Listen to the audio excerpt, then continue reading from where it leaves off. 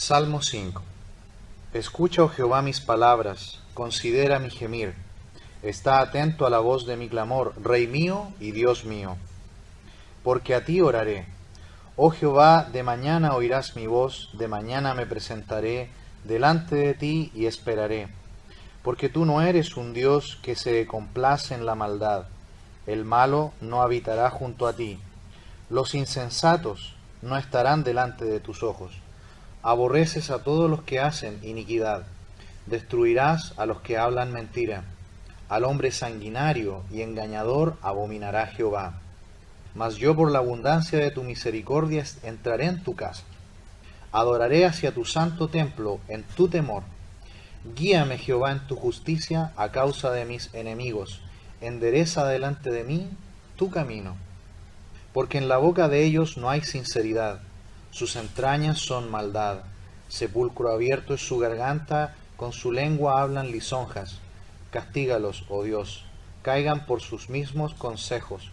Por la multitud de sus transgresiones, échalos fuera, porque se rebelaron contra ti.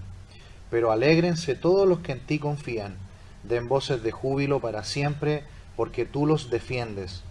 En ti se regocijen los que aman tu nombre, porque tú, oh Jehová, bendecirás al justo, como con un escudo lo rodearás de tu favor. Bien, en esta noche vamos a ver que la comunión es requisito para la adoración a Dios. La comunión es requisito para la adoración a Dios. Es importante observar que aquí en los Salmos, incluso los subtítulos que aparecen allí, aparecen en el texto hebreo original. Por lo tanto, usualmente el subtítulo es el versículo 1 en la Biblia hebrea, pero en nuestra Biblia debiera ser así también. Sin embargo, lo dejan como una especie de subtítulo. Aquí en el Salmo 5 dice: al músico principal sobre Neilot, Salmo de David. En el Salmo 4, recuerdan que era sobre Nehinot. Eso significa que este es un salmo que se cantaba en base a música con instrumentos de cuerdas. Eso significa Nehinot. Pero aquí en el Salmo 5 dice Neilot. La diferencia es que este es un salmo que se acompañaba con instrumentos de vientos, como flautas, por ejemplo. Y así lo cantaba el pueblo de Israel al Señor. Es un salmo que habla de que para adorar a Dios en espíritu y verdad debemos estar en comunión con Él. Mire conmigo, por favor, Primera de Juan capítulo 1, antes de ir al Salmo. Primera de Juan capítulo 1. En Primera de Juan capítulo 1, luego de explicar la obra que hace las tres personas de la Trinidad en la vida del creyente, Juan le dice a los hermanos en el versículo 4 que él escribe estas cosas también a nombre de los demás apóstoles para que el gozo de ellos sea cumplido. ¿Cuál es el propósito de la comunión? Tener una vida de completo gozo delante de Dios. El versículo 5 dice: este es el mensaje que hemos oído de Él y os anunciamos. Dios es luz y no hay ningunas tinieblas en Él. Si decimos que tenemos comunión con Él y andamos en tinieblas, mentimos y no practicamos la verdad. Pero si andamos en luz como Él está en luz, tenemos comunión unos con otros, y la sangre de Jesucristo su Hijo nos limpia de todo pecado. Si decimos que no tenemos pecado, nos engañamos a nosotros mismos y la verdad no está en nosotros.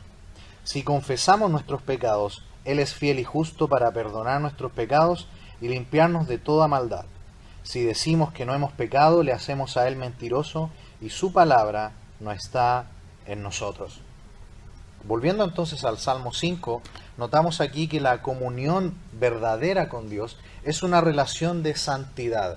Es una relación donde está la palabra de Dios por sobre todo, donde hay confesión de pecado. Hemos explicado que esta vida de confesión es algo continuo. Siempre debemos estar confesando al Señor nuestros pecados. La palabra allí, homologueo, significa decir lo mismo. Es decir, si Dios dice que algo es pecado, nosotros no decimos, no es tan pecado, o es, todos lo hacen. Si Dios dice que algo es pecado, ¿qué hacemos nosotros? Decimos, es pecado. Eso es confesar. decir lo mismo que Dios dice, no maquillar el pecado, sino decir, Señor, tú dices en tu palabra que esto es pecado, entonces yo lo confieso como pecado. Y así es la vida del creyente, una constante lucha de crecer y luchar, confesando nuestros pecados, cuidando nuestra comunión con Él. Por eso que el versículo 1 aquí dice, escucha, oh Jehová, mis palabras, considera mi gemir. Aquí David le está pidiendo a Dios que guíe sus palabras y su gemir. Gemir es la máxima expresión de necesidad del ser humano. Y este gemir, cuando nosotros estamos en una oración al Señor, donde estamos en una máxima expresión de nuestra necesidad de Él, esa es una guía que solamente hace el Espíritu Santo. Mire conmigo, por favor, si una vez más volvemos al Nuevo Testamento, Romanos capítulo 8, versículo 22. Aquí veremos que este gemir es algo que solamente un verdadero creyente puede tener. Muchos religiosos simplemente repiten oraciones, palabras vanas como el Señor dice, pero los únicos que gimen muchas veces delante de Dios en una búsqueda profunda de Él son solamente los hijos de Dios, porque estamos siendo guiados por el Espíritu Santo en esas oraciones. Dice el versículo 22, 8, porque sabemos que toda la creación gime a una y aún está con dolores de parto hasta ahora. Y no solo ella, sino que también, ¿quiénes? Nosotros mismos, que tenemos las primicias del Espíritu. Nosotros también gemimos dentro de nosotros mismos, esperando la adopción, la redención de nuestro cuerpo. No perdamos allí Romanos 8, se nos dice que el Espíritu Santo gime dentro de nosotros en esa búsqueda, en esa necesidad profunda que tenemos del Señor, y por eso es que nosotros también gemimos por Él y le buscamos en profunda necesidad. Por la presencia entonces de Dios en nosotros es que el creyente busca con tal deseo y con tan intensidad al Señor. Eso es una prueba de que Dios, el Espíritu Santo, mora en nosotros. Aquí mismo en Romanos 8, mira ahora el versículo 26. Y de igual manera, el Espíritu nos ayuda en nuestra debilidad. Pues, ¿qué hemos de pedir como conviene? No lo sabemos. Pero el Espíritu mismo intercede por nosotros con gemidos indecibles.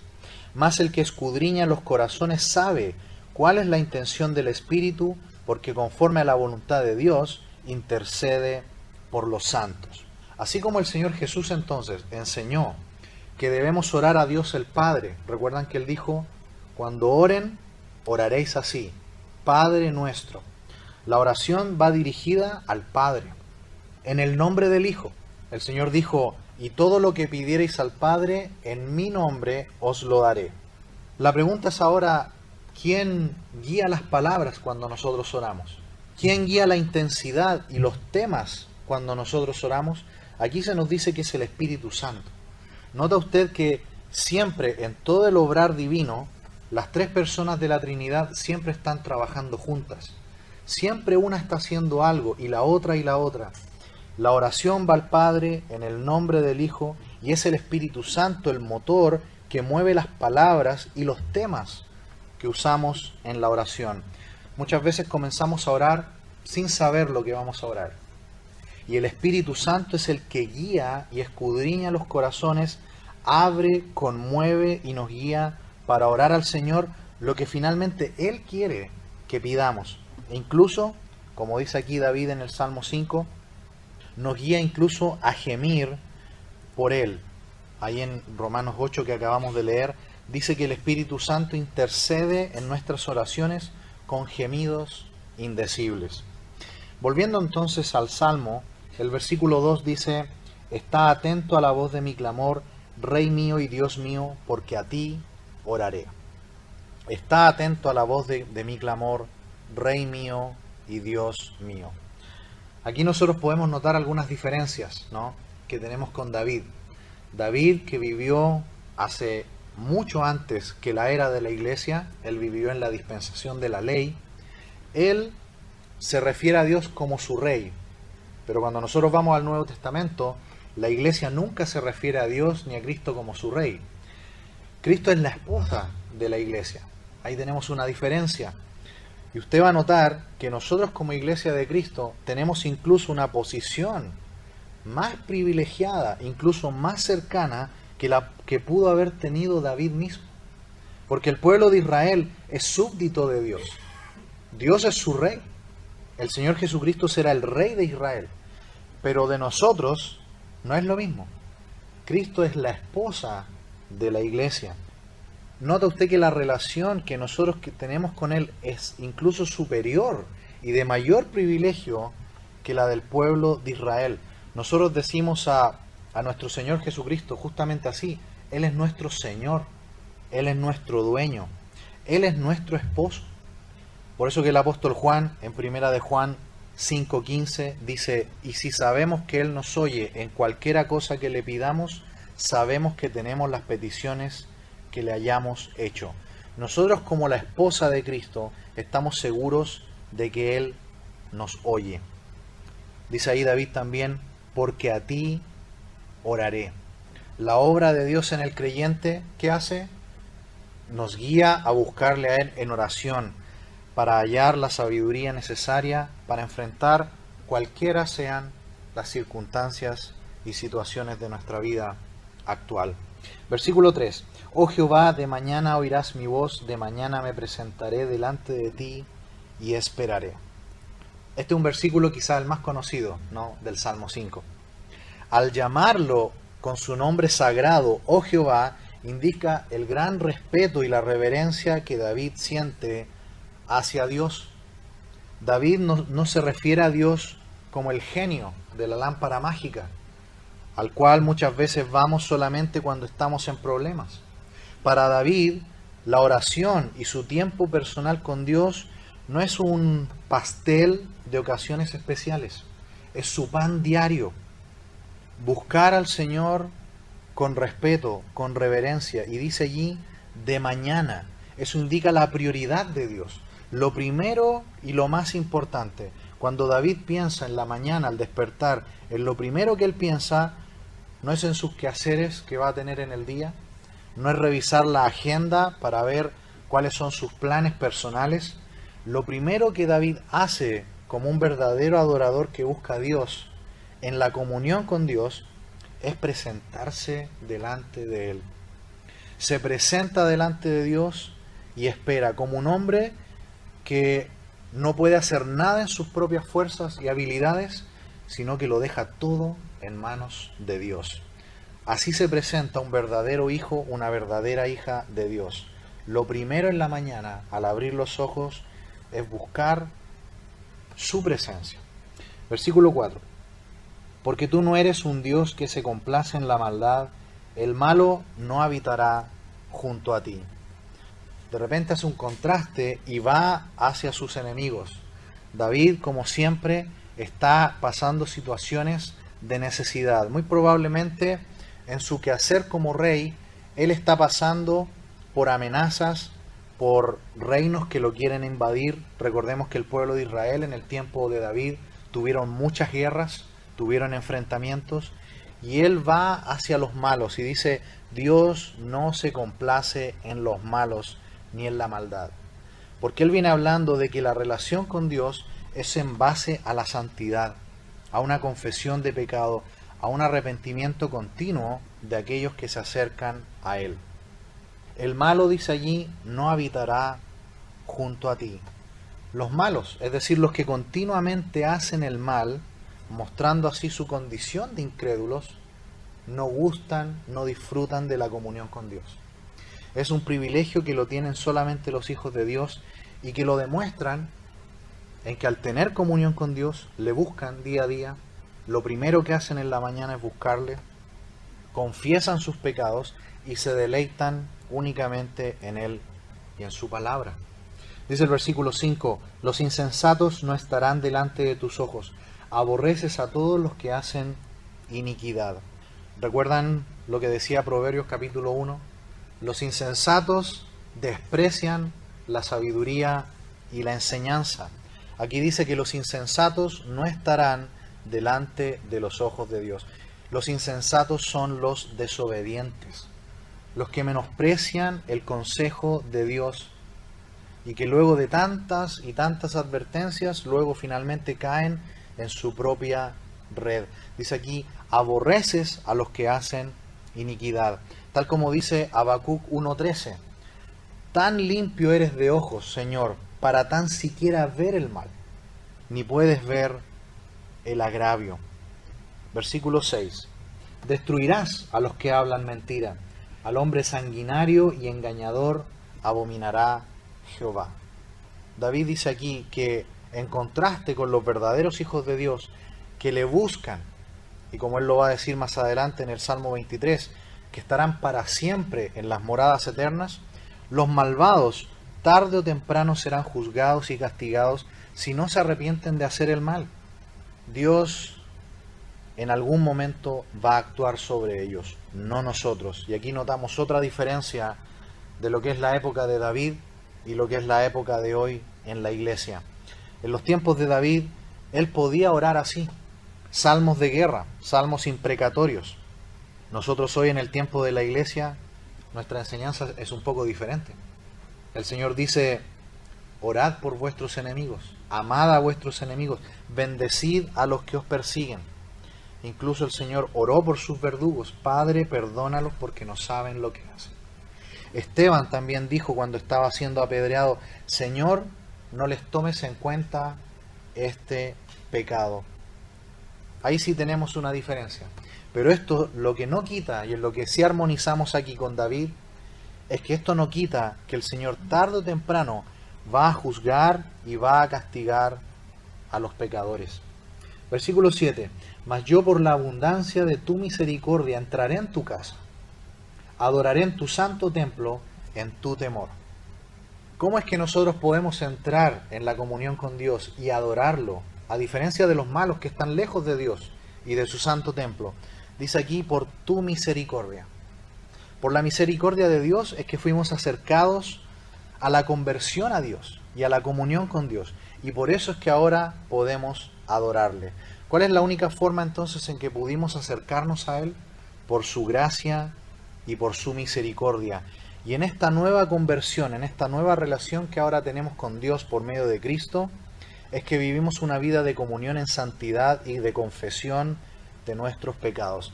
Esta comunión es únicamente posible por Cristo. Él es nuestro Señor, es el único mediador entre Dios y los hombres. También ahí en Juan 14 Él dijo, yo soy el único camino al Padre. Jesús dijo también a Nicodemo, debes nacer de nuevo. Pablo también escribió, nuevas criaturas. ¿Por qué es que podemos tener esta comunión nueva con Dios?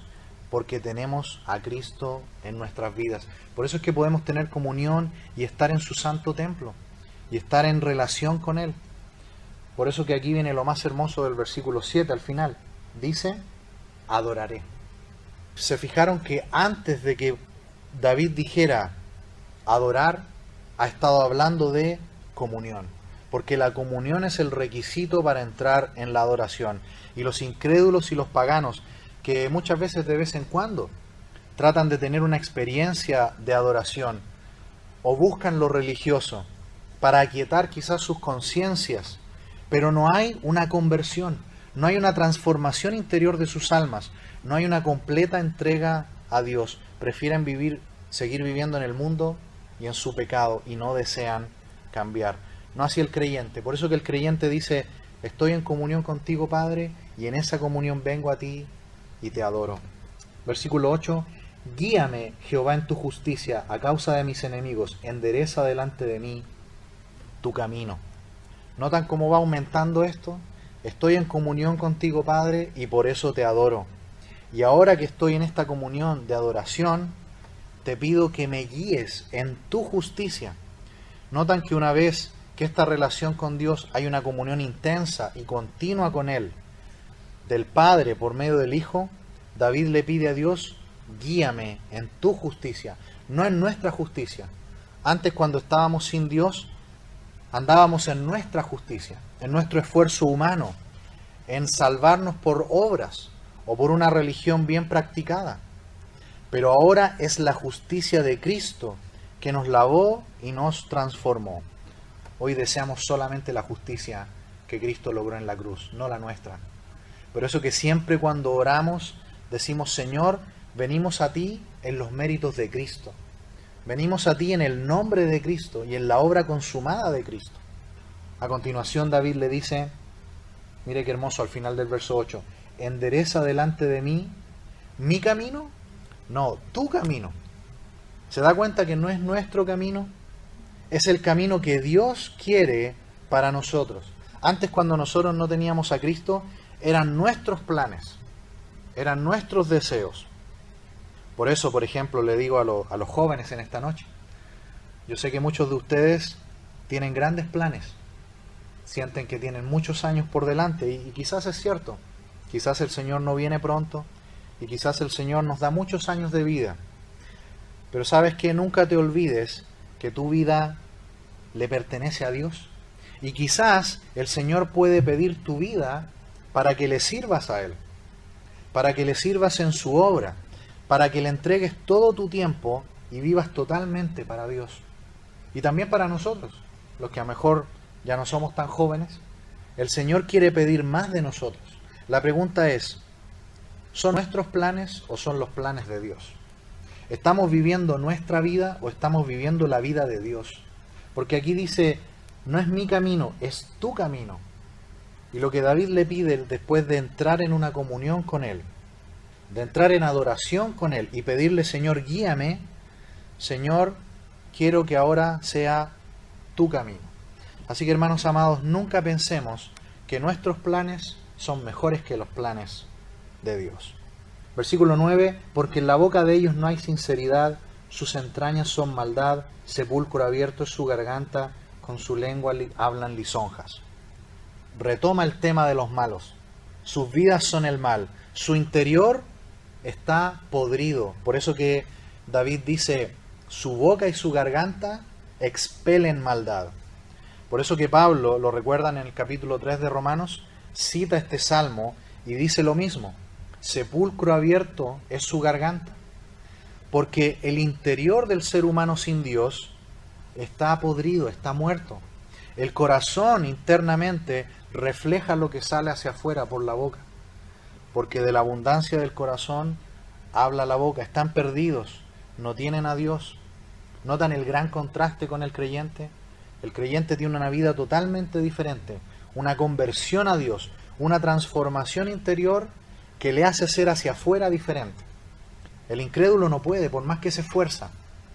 Está muerto por dentro, tarde o temprano por su boca sale lo que hay realmente adentro, porque no hay una transformación interior. Versículo 10, castígalos, oh Dios, caigan por sus mismos consejos, por la multitud de sus transgresiones, échalos fuera, porque se rebelaron contra ti. Nuevamente David le pide algo que encaja con su tiempo, con su dispensación, no con el tiempo de la iglesia. Hoy, como ya dijimos, el Señor nos pide, ama a tus enemigos, ruega por ellos, deja la venganza a Dios, nunca la tomes por tu propia mano. Pero David está pidiendo correctamente, en su tiempo, lo correcto. Le pide al Señor que actúe sobre sus enemigos. Hoy nosotros no pedimos eso. Nosotros pedimos por nuestros enemigos, Señor, no los destruyas, ten misericordia de ellos, sálvalos. Pero no significa que de todos modos Dios los va a juzgar si mueren y pasan de este mundo sin haberse arrepentido. Nuestra labor es predicar el Evangelio y hablarles. Aunque sean muy malvados, Señor, ten misericordia de ellos y sálvalos. Versículo 11. Pero alégrense todos los que en ti confían, den voces de júbilo para siempre, porque tú los defiendes. En ti se regocijen los que aman tu nombre. ¿Cómo vivimos los hijos de Dios a pesar de las circunstancias? Dice ahí, alegres, alegres. Porque el gozo bíblico no depende de lo externo, como no depende de lo externo el agradar a Dios. Recuerdan que ya no es nuestra justicia, es la justicia de Cristo. Es algo interno ahora. Es una transformación interna. El gozo verdadero, el gozo bíblico de Dios es posible porque Él ahora vive dentro de nosotros. Allí en el Salmo 16, verso 11, dice, me mostrarás la senda de la vida. En tu presencia hay plenitud de gozo, delicias a tu diestra para siempre. Si hay algo más que David no compartía con nosotros, es la presencia permanente de Dios en el creyente. Creemos que en la antigua dispensación de la ley y en las anteriores a la iglesia, el Espíritu Santo no moraba permanentemente en los creyentes. De hecho, a veces se nos dice que el Espíritu de Jehová se alejaba de algunos cuando se alejaban de Dios. Pero ¿cómo ocurre ahora en la iglesia? El Espíritu Santo viene y ahora hace templo en nosotros. David lo único que podía decir: cuando estoy en tu presencia, tengo plenitud de gozo. Y ahora Dios, ¿dónde vive? Dentro de nosotros. Por lo tanto, podemos tener un gozo a pesar de lo que ocurra afuera, a pesar de lo que le ocurra a nuestra salud, a pesar de lo que ocurra en nuestra familia, en nuestro país, en nuestro alrededor. Sí, porque la presencia de Dios mora en nosotros. Por eso que podemos tener gozo a pesar de lo que esté pasando y de las circunstancias. Porque tú los defiendes, dice ahí el Salmo 5. Defendernos a nosotros mismos puede ser perjudicial, puede producir grandes conflictos. Debemos dar lugar a Dios cuando nosotros no podemos. Dios sabe actuar mejor que nosotros. Dice ahí también el versículo 11, los que aman tu nombre. ¿Qué es amar en la Biblia? Amar es obedecer. La verdadera demostración de que le amamos no es decirle expresando grandes emociones. El verdadero amor a Dios es la obediencia. En Juan 14, Jesús dijo: el que me ama, verso 23, mi palabra guardará y mi Padre le amará, y vendremos a él y haremos morada con él. El que no me ama no guarda mis palabras, y la palabra que habéis oído no es mía, sino del Padre que me envió. Jesús también ahí en Juan 14:15 dijo: si me amáis, guardad mis mandamientos. Juan 8:31, también Jesús dijo: si vosotros permanecéis en mi palabra, seréis verdaderamente mis discípulos. Los verdaderos hijos de Dios en comunión adoran a Dios y le aman verdaderamente por la obediencia. Termina el Salmo en el verso 12 diciendo: porque tú, oh Jehová, bendecirás al justo, como con un escudo lo rodearás de tu favor. Qué hermoso, ¿no? Tú, Jehová, bendecirás al justo. ¿Somos justos por nuestra propia justicia? No, porque no somos santos, ni perfectos, ni inocentes. Nosotros fuimos declarados justos, que es diferente. Fuimos, según el término que usa Pablo en Romanos, justificados, es decir, declarados no culpables, porque nosotros éramos culpables, no éramos inocentes. Lo que pasa es que otro pagó nuestra culpa, nuestro Señor Jesucristo. Por lo tanto, nosotros fuimos declarados justos por la justicia de Cristo, porque cuando creímos en Cristo, la justicia de Cristo nos lavó y nos vestimos de la justicia de Cristo. Y aquí, de manera muy bella, David dice que hemos sido bendecidos por ser justos. Y como un escudo hemos sido rodeados a nuestro alrededor. El escudo siempre es Dios por su pueblo. Y en el Nuevo Testamento el escudo es la fe. El escudo es la fe. Allí en Efesios 6, cuando Pablo está explicando la armadura de Dios, él dice: tomad el escudo de la fe, con que podáis apagar los dardos del maligno.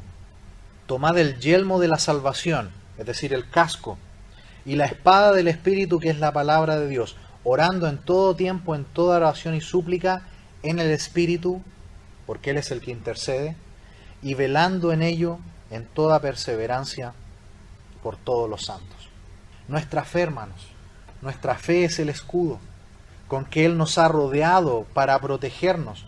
Por eso que el apóstol Juan también en primera de Juan 5:4 dice: porque todo lo que es nacido de Dios vence al mundo, y esta es la victoria que ha vencido al mundo, nuestra fe.